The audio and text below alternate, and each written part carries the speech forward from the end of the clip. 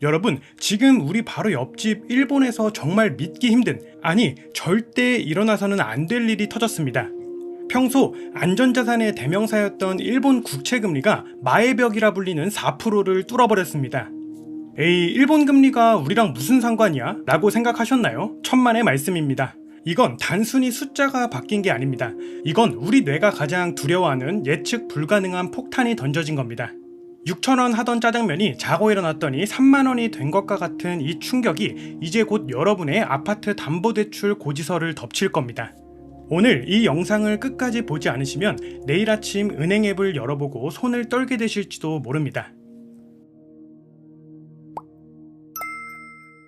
먼저 이 사태의 방아쇠부터 아주 정밀하게 뜯어봐야 합니다. 일본 정부는 분명 국민들 살기 힘들지 세금 깎아줄게 라고 했습니다. 상식적으로 감세는 호재여야 합니다. 그런데 왜 시장은 이걸 국가 부도의 서막으로 받아들였을까요? 여기서 경제학의 냉혹한 원리가 등장합니다. 세금을 깎아주면 나라 돈이 빕니다. 그럼 그 빈 곳을 뭘로 채우죠? 네, 빚입니다. 투자자들은 바보가 아닙니다. 계산기를 두드려보니 일본은 이미 GDP 대비 부채가 260%가 넘는 빚더미 위에 앉은 나라입니다. 그런데 여기서 빚을 더 내겠다고요? 시장은 즉각적으로 반응했습니다. 일본 정부, 너네 빚 갚을 능력 있어? 나 못 믿겠어. 너네 채권 다 팔 거야. 이것이 바로 채권 투매 현상입니다. 너도 나도 채권을 내다 버리니 채권 가격은 똥값이 되고 반대로 금리는 하늘 높은 줄 모르고 치솟아 4%라는 괴물을 만들어낸 겁니다. 정치인의 선심성 공약이 시장의 냉철한 이성과 충돌할 때 어떤 참사가 일어나는지 보여주는 교과서적인 사례죠. 더 무서운 건 지금부터입니다.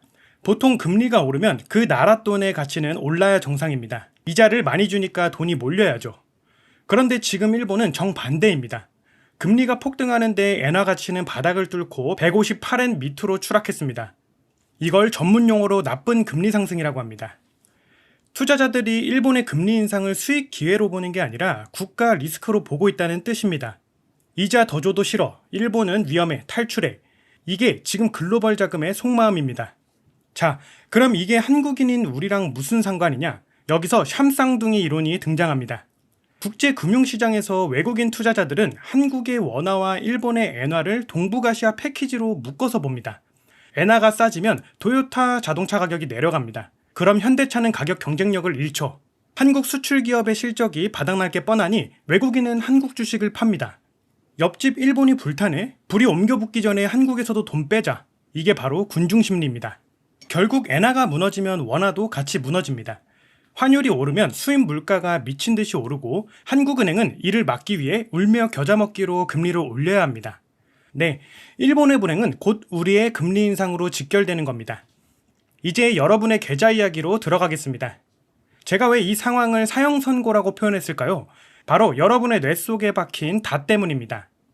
심리학에는 앵커링 효과라는 게 있습니다. 배가 닻을 내리면 그 주변을 벗어나지 못하듯 사람의 뇌도 처음에 접한 숫자에 갇혀버리는 현상이죠. 여러분의 뇌 속 기준금리는 아마 2%, 3%대일 겁니다. 지난 10년 넘게 그래 왔으니까요. 그래서 지금의 고금리를 일시적인 현상이라고 믿고 싶어 합니다. 곧 내리겠지. 미국이 피봇하면 괜찮아지겠지. 이것이 바로 정상성 편향입니다. 위기 상황에서도 이건 별일 아니야 라고 애써 무시하는 뇌의 방어기제죠. 하지만 일본 국채금리 4% 돌파는 그 희망을 산산조각 냈습니다. 일본은 전 세계에 싼 이자로 돈을 빌려주던 자금줄이었습니다. 그 수도꼭지가 잠기고 오히려 물을 빨아들이기 시작했습니다.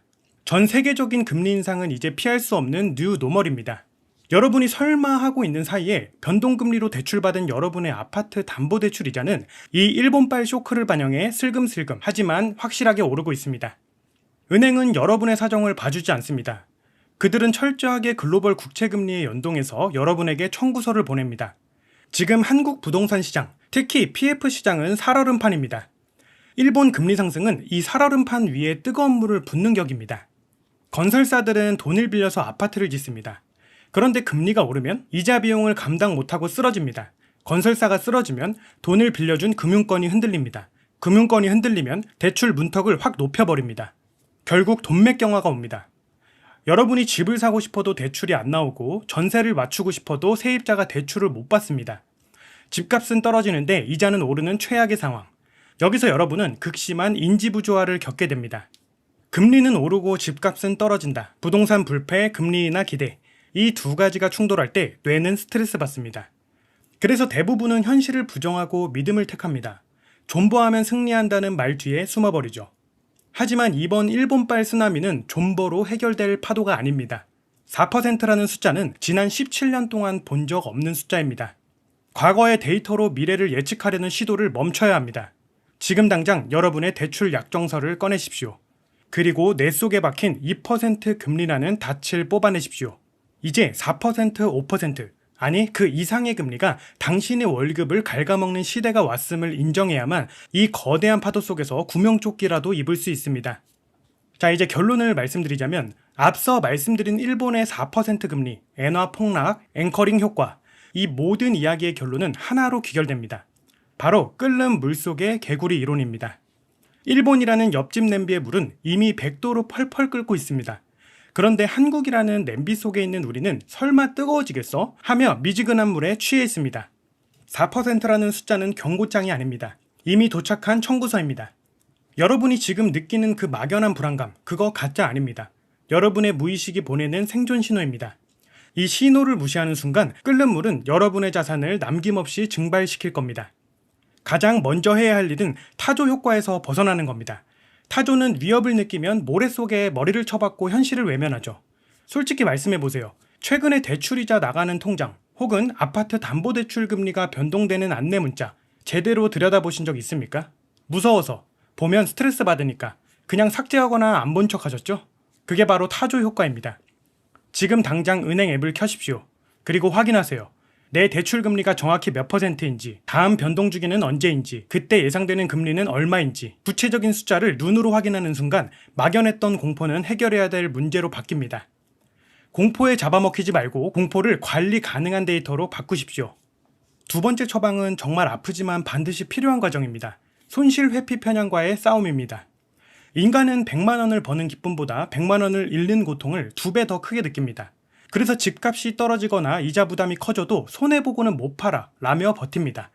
하지만 일본발 금리 쇼크는 이 버티기를 허용하지 않을 겁니다. 가계부 스트레스 테스트를 돌리십시오. 지금 금리에서 1%, 아니 최악의 경우 2%가 올랐다고 가정해 보십시오. 일본 국채금리가 뛰면 한국 시중금리도 그만큼 튈 수밖에 없습니다. 만약 금리가 2% 더 올랐을 때 내 월급으로 이자를 감당할 수 없다? 그렇다면 냉정하게 인정해야 합니다. 그 집은 내 집이 아닙니다. 은행집입니다. 이때 과감하게 규모를 줄이거나 고정금리로 갈아타는 결단을 내려야 합니다. 나중에 오르겠지라는 막연한 기대는 전략이 아니라 도박입니다. 자, 마지막 처방입니다. 남들이 공포에 질려 투매할 때 기회를 잡으려면 지금은 철저하게 현금이라는 총알을 아껴야 합니다. 지금 시장은 혼란 그 자체입니다. 엔화가 싸다고 우르르 몰려가고 국채가 폭락한다고 공포에 떱니다. 이런 군중 심리에 휩쓸리면 필패합니다. 일본 국채금리가 4%를 뚫었다는 건 전 세계적으로 돈의 값이 비싸졌다는 뜻입니다. 즉, 현금의 가치가 올라간다는 겁니다. 자산이 아니라 흐름에 집중하십시오. 지금은 묶여있는 부동산이나 주식의 평가액을 보고 흐뭇해할 때가 아닙니다. 당장 내 손에 쥘 수 있는 현금 흐름이 막히면 흑자부도가 날 수도 있습니다. 불필요한 지출을 줄이고 현금 비중을 늘리세요. 일본발 파도가 덮쳐서 자산 가격이 일시적으로 폭락할 때 그 공포를 주워 담을 수 있는 건 오직 현금을 쥔 사람뿐입니다. 여러분, 경제학은 차가운 숫자 노름 같지만 그 본질은 뜨거운 심리 싸움입니다. 일본의 4% 금리 폭탄은 준비되지 않은 자에게는 사형선고지만 심리적 방공호를 튼튼히 지은 여러분에게는 계층 이동의 사다리가 될 수도 있습니다. 대중이 공포에 질려 이성적 판단을 잃을 때 뇌의 본능을 거스르고 냉철하게 움직이십시오. 그 길에 저 경제심리학이 가장 날카로운 나침반이 되어드리겠습니다. 오늘 영상이 여러분의 뇌 속에 켜진 비상벨이 되었기를 바랍니다. 이 일본발 쇼크가 한국 부동산 PF 시장을 어떻게 무너뜨릴지 그 구체적인 시나리오가 궁금하시다면 구독과 좋아요, 알림 설정까지 부탁드립니다. 여러분의 멘탈과 자산을 끝까지 지키겠습니다. 지금까지 경제심리학이었습니다. 감사합니다.